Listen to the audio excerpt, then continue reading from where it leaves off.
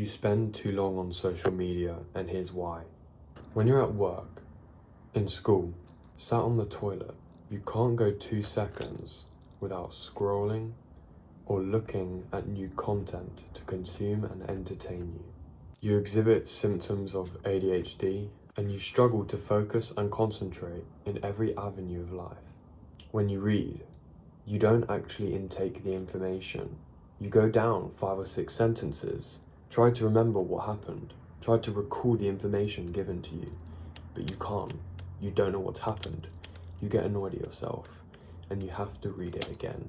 Your attention is one of the most critical resources that you have control over, and corporations, tech giants, are monetizing it through advertisements, sponsorships, and simply you spending your time there. You are a commodity to them. Please understand that. Sign number 2, you have neurotic social cues.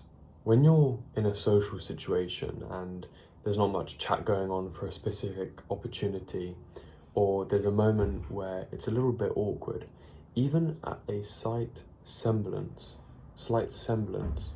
of awkwardness, you reach to grab your phone. Why?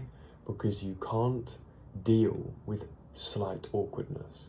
What you need to understand is when you're socializing with people, awkwardness is a completely common thing. If you don't engage with people in a way which is risky, you will come across as boring and forgettable. If you compulsively reach for your phone in public when you don't even want to, it means you spend too long on social media. I mean, there's a whole running joke, I think, on social media as well, of when guys walk past a group of girls, they go on the weather app because they simply just don't want the awkwardness, the uncomfortableness of simply walking past girls. Okay, number 3, you have negative self-talk when walking around in public and when you're speaking to people. If this sounds familiar to you, you spend too long on social media. You walk around wherever it is, could be university campus, your school grounds, your workplace, and you have this voice in your head which is constantly playing you down, constantly bullying you. When you're speaking with other people, you're having this simultaneous conversation in your head which helps no one. In fact, it makes you come across as really unpresent. You're not in the conversation, you're not interacting with that person in an empathetic and present way. If you really want to connect with people, your mind has to be empty when you're talking to them. You have to just say things as they come to mind and have the belief that you are self-assured in what you're going to say, even if it's risky, even if you think it will be awkward, because it's all going to turn out all right. Number 4, this is big for traveling. If you ever travel with whoever it is, if you spend too long on social media, especially creating content, you will have a desire to capture and take photos of the places you go to rather than make memories and live in the moment. Now, this can be balanced because, of course, creating social media is a completely different story than consuming it. But what you need to realize is having the paradigm in your mind where everywhere you go, whether it's a really nice view, a really nice villa, a really nice place, a hotel, could be a really nice coastline, wherever you go, if you instantly think of taking a picture, then something up here has been rewired by social media for all of human time. No human has ever thought like that. You are one of the very first few. Number 5, when you wake up, there's no choice, there's no deliberation, and especially there's nothing bored or hard to do. In fact, when you wake up, you reach for your phone, which is charging, and you unplug it, and you scroll for however long it may be. It could be 5 minutes, 10 minutes, 15, half an hour, 1 hour, 2 hour, 5 hours. Yet the action of taking your phone, no matter how small the time you use it is, creates a cue to take it at the start of every morning, and it's something your brain expects. Let me use this analogy. I had friends at school who, when they vaped a lot, they felt uncomfortable when they didn't vape. Of course, that comes with addiction.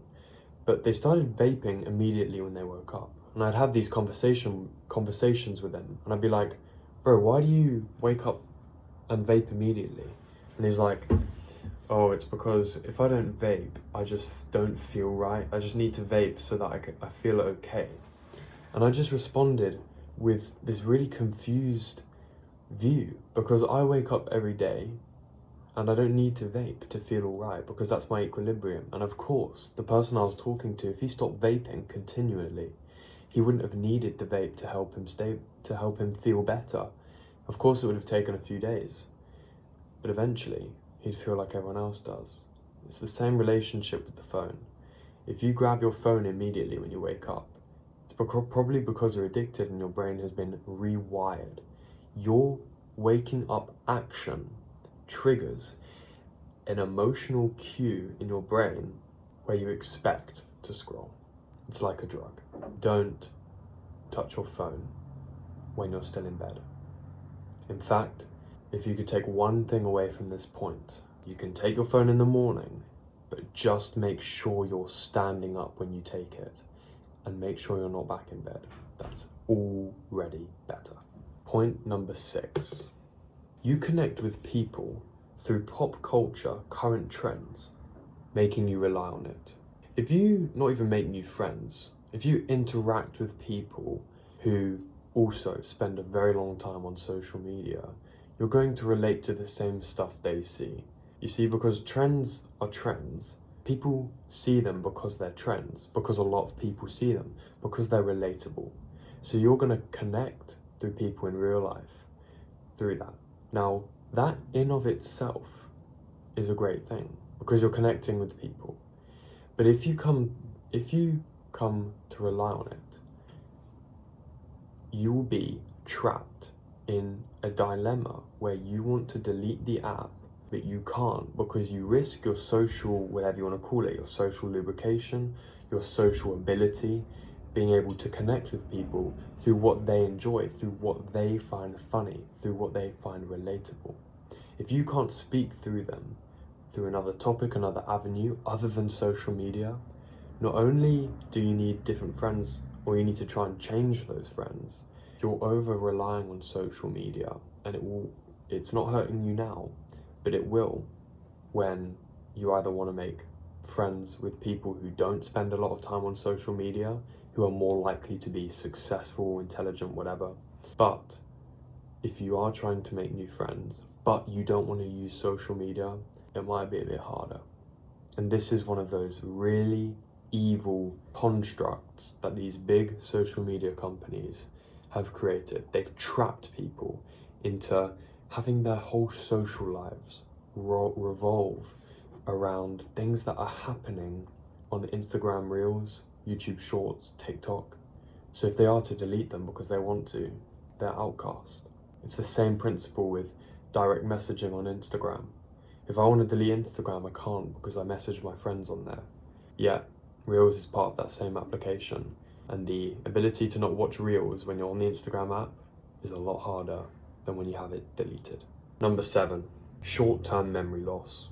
Now this actually gets better for me when I meditate. Think of meditation as the opposite of social media and scrolling and short-term attention. For a long time when I was watching social media, I had these situations where I either forgot where I put something and I was frantically trying to search for it because I was trying to catch the bus, or maybe I suddenly got anxious because I thought I'd left something at the gym when in actuality it was just here in the flat. Yet because I'd watched social media, I was less self-assured, and this links with point 3 that I said. You're less self-assured because you're more erratic. You're going around. You're not as calm. You're not as self-assured. If you can't remember what people said a couple minutes ago, and you're losing stuff which you normally wouldn't, that's probably because, once again, social media is rewiring your brain. So, to summarize, 1, your attention span is a lot shorter than usual, and it's impacting valuable things in your life which you need to achieve in and excel at. 2, neurotic social cues, whatever it may be. It could be compulsively grabbing your phone or doing something just like benignly weird, like which you would not do if you didn't have social media. Number 3, you have negative self-talk in public and when you're speaking to people simultaneously. Number 4, you have an incessant reaction to take a picture when you see something that's extra beautiful or extra nice, instead of living in the moment and making a memory. 5, your brain expects social media when you wake up. It's not a choice, it's not a decision. You are watching social media because it's been wired like a drug. Number 6, you connect with people through social media trends, which at the time may be good, but it can limit your ability to connect with other people and connect with people if you do decide to delete these apps. And finally, Number 7, short-term memory loss. You lose things which you shouldn't be, and you can't remember stuff when you should, like what people said or what you did the other day, what you had for lunch the other day. So I hope you enjoyed that video. I haven't uploaded recently, simply I really haven't had the motivation to, but I do want to, because when I was in the uni pub, I was enjoying myself, great time. There was a couple of girls looking at me from the left when I was playing darts with my friends, and at one point one of them said, "Do you do YouTube?" And this is the second time I've ever been recognized like organically through public without any like mutual friendship, at least I don't think. Someone who's literally found the YouTube channel and then seen me. This is the second interaction I've ever had. The last one was ages back, but it's such a good feeling, bro. And it's such a like hedonistic feeling, because I know I shouldn't feel good that I get recognized for the content I create, because it's a shallow relationship really.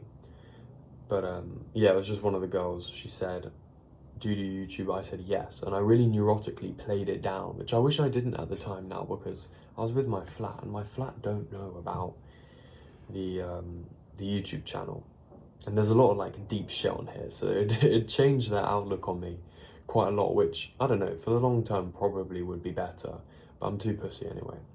So that's not like me negative self-talking, I'm just tongue-in-cheek. But yeah, no, I tried searching for them after to ask follow-up questions, but I was too concerned with trying to contain this shit. Yeah, but that's motivated me to create another video like this.